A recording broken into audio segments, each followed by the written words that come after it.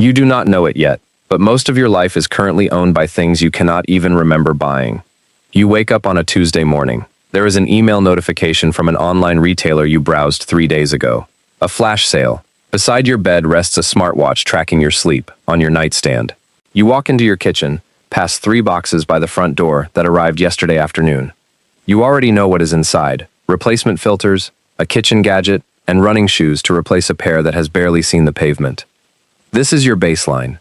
It is the invisible background noise of modern existence. You earn money by trading the most finite resource you possess, your time on this earth, and you immediately convert that money into objects, subscriptions, and fleeting dopamine hits that lose their luster the moment the cardboard box is thrown into the recycling bin.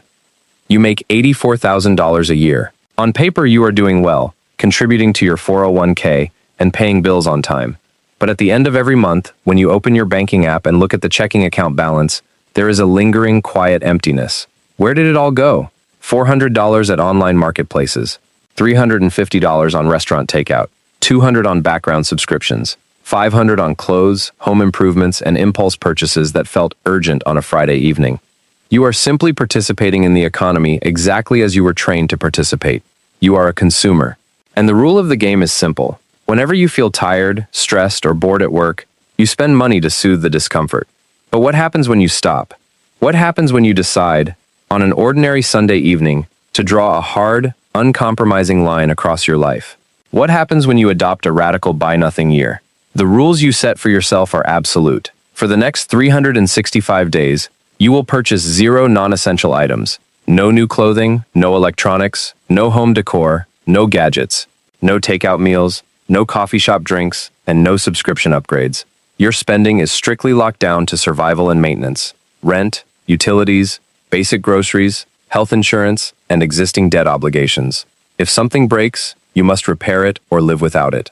If you want something new, you must wait until day 366. You do not announce this on social media. You do not tell your coworkers. You do not make a spectacle of your discipline. You simply wake up on day 1, step outside into the world, and keep your wallet closed. At first, the silence is deafening. Month 1 is not a financial journey. It is a psychological withdrawal. By day 7, your brain begins to itch. You are sitting at your desk in the middle of a stressful afternoon at work. Your manager just emailed critiquing a project report you spent 2 weeks polishing. Your chest tightens. The familiar urge rises. Open a browser tab, look for something to buy, or order a gourmet lunch to the lobby. You reach for your mouse, open the browser, and type in the website address. You see the product banner. Your finger hovers over the buy button, and then you remember the rule. Day 7 of 365. You close the tab. You walk to the break room and pour a cup of plain black coffee. You sit back down at your desk. The stress from your manager's email is still there, but for the first time in your adult life, you did not pay $25 to anesthetize the feeling. You sat with the discomfort until it passed. You are not buying things. You are buying back your attention. By month 3, the social friction begins to surface. Modern friendship, you discover, is largely built around the collective consumption of goods and services. On a Friday afternoon, your coworker Marcus leans over the cubicle divider. Marcus earns the exact same salary you do, but his life is a showcase of visible upgrades. He drives a leased luxury sedan with a $700 payment, wears a designer watch on financing, and spends weekends at $60 brunches and craft cocktail bars. "We're going to that new steakhouse after work," Marcus says, checking his reflection in his monitor, then grabbing drinks at the rooftop lounge. "You in?" 6 months ago, you would have said yes without hesitation. You would have spent $140 on drinks and ride shares, waking up Saturday with a shrunken checking account. "I can't tonight," you reply quietly. "I'm heading home." Marcus frowns, leaning closer. "You've been heading home a lot lately. You saving up for a vacation or something?" "No," you say. "Just keeping things simple right now." Marcus shakes his head, offering a condescending smile. "Man, you gotta live a little. What's the point of working 45 hours a week if you don't enjoy the money? You can't take it with you." You watch Marcus walk away toward the elevators. He believes he is living. But you know the truth about Marcus's ledger. You know his car payment and lifestyle overhead consume 94% of his net income. Marcus is not working to live. He is working to defend a museum of possessions that owns him. If he lost his job on a Tuesday, his lifestyle would collapse within 45 days. He is terrified of his own calendar. You walk out to the parking lot and unlock your 8-year-old sedan. You turn the key and drive home without stopping at a single store or checkout counter. The noise stops when you stop paying for it. By month 6, the exact midpoint of your year, the initial novelty of the experiment has completely evaporated. This is the hardest phase. There is no adrenaline left. There is only the vast, quiet space where your shopping habits used to live. On a Saturday morning in July, it rains. In your previous life, a rainy Saturday was an open invitation to wander through shopping malls or scroll endlessly through online marketplaces while lying on the couch. Instead, you walk into the center of your apartment and look around. Without a constant influx of cardboard boxes and shopping bags, your home has begun to change. You open your bedroom closet and count 34 shirts, 12 pairs of pants, and 6 pairs of shoes, more than half unworn in over a year. You open kitchen cabinets and find appliances used once during a holiday weekend and never touched again. You look at the bookshelf filled with unread novels bought because the cover design looked intellectual online. You are surrounded by monuments to your past impulses. Every object in your apartment represents hours spent sitting in an office cubicle navigating workplace politics. That expensive espresso machine on the counter, that cost you 32 hours of your life. That designer jacket hanging in the closet, that cost you 18 hours of active labor. You pick up the espresso machine. It weighs 18 pounds. You bought it 2 years ago during a Black Friday sale. 57% off, an objectively good deal. You used it 11 times. Every time, the cleanup took longer than the coffee was worth. On a Tuesday afternoon, you almost replace it. Your thumb hovers over a pour-over kit on a kitchen supply website. $34, free shipping. You close the tab. Instead, you find an old French press in the back of a cabinet, buried behind a waffle maker you used once. You clean it. It works. The coffee tastes the same. You did not just buy things. You traded the irreplaceable days of your youth for plastic, fabric, and glass. You spend the rainy weekend cleaning, removing what is unnecessary without buying organizing bins. You donate 3 bags of clothing to charity and give unused appliances to a neighbor. As the closets empty and surfaces clear, the air in the apartment feels lighter. You realize every possession is an invisible tether that must be cleaned, stored, insured, and repaired. When you reduce the objects in your life, you systematically cut the tethers. You are not just clearing space in a room, you are clearing space in your mind. If this story feels familiar, if that itch to buy your way out of a bad Tuesday has ever lived in your chest, subscribe. You are not alone in this, and the second half of this year changes everything. By month 9, the mathematical compounding of your discipline becomes impossible to ignore. You log into your financial dashboard on a quiet Tuesday evening. Because you have systematically eliminated every dollar of lifestyle inflation, impulse buying, and consumer leak, your monthly savings rate has undergone a violent transformation. In your old life, after paying utilities and daily expenses, you were saving roughly $800 a month, about 11% of your take-home pay. It felt respectable. It felt normal. Today, your monthly ledger looks like a completely different life. Without subscription fees, online shopping, takeout, and convenience purchases, your monthly expenses drop to the floor of basic survival. You are now transferring $3,400 every month directly into your low-cost index fund portfolio. Your savings rate has skyrocketed from 11% to 61% of your net income. You stare at the glowing green numbers on your screen.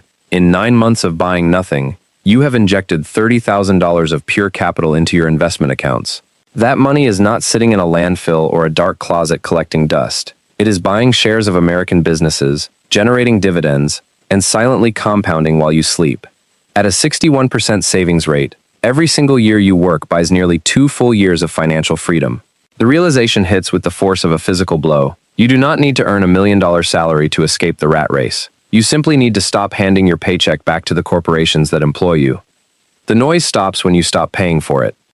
By month 11, your relationship with advertisements and marketing undergoes a permanent psychological shift. You walk through a downtown shopping district on your way to a dentist appointment. Billboards tower above the street. Colorful retail displays flash in storefront windows. Targeted advertisements slide smoothly between social media posts on your phone. You stop at a crosswalk. Above you, a billboard for a luxury watch brand, a man in a tuxedo. A caption reading, "You've earned it." 3 years ago, you bought a watch from this exact brand. You wore it for 6 months. Then the band frayed, and the replacement cost more than a full tank of gas. It's been in a drawer for 2 years.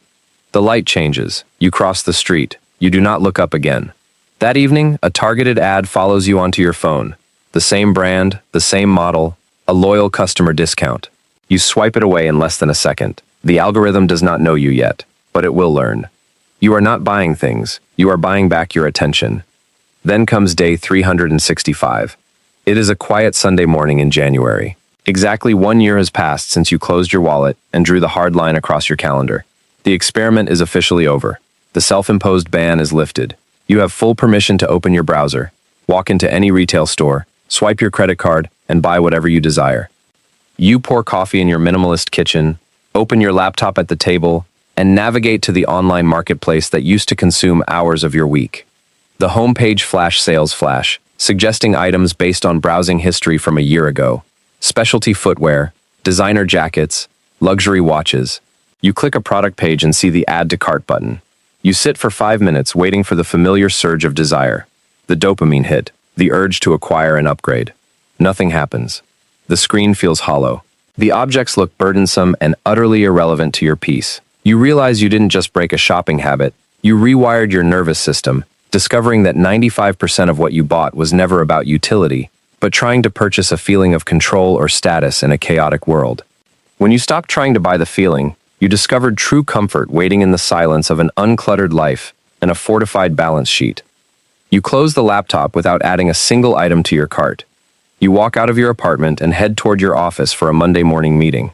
You step into the elevator with your coworker Marcus. He is wearing a brand new designer jacket and checking his smartwatch with a tired, tense expression. Long weekend? You ask quietly. Marcus sighs. Don't remind me. Went out shopping on Saturday, spent way too much on furniture we don't need, then got hit with my car insurance renewal. No matter how much we make at this company, it feels like I'm just treading water. He looks over, noticing your simple coat and calm demeanor. How about you? You still doing that quiet budget thing? You watch the elevator numbers count down toward the lobby, thinking about your investment portfolio, now $50,000 richer than 12 months ago, and the quiet evenings in your clean apartment free from endless packages. You do not lecture Marcus or explain the 61% savings rate. You don't tell him his luxury sedan is a prison cell on 4 wheels. You simply offer a faint, knowing smile. Yeah, you say as the elevator doors slide open. Just keeping things simple. You step into the lobby and walk toward your desk. The cubicle walls are the same. The fluorescent lighting is the same. The job is still the job. The building is still the building. Your life is no longer owned by things you cannot remember buying. You have stepped off the treadmill, taking back your time, your attention, and your future from a world that wanted you to spend it all on cardboard boxes.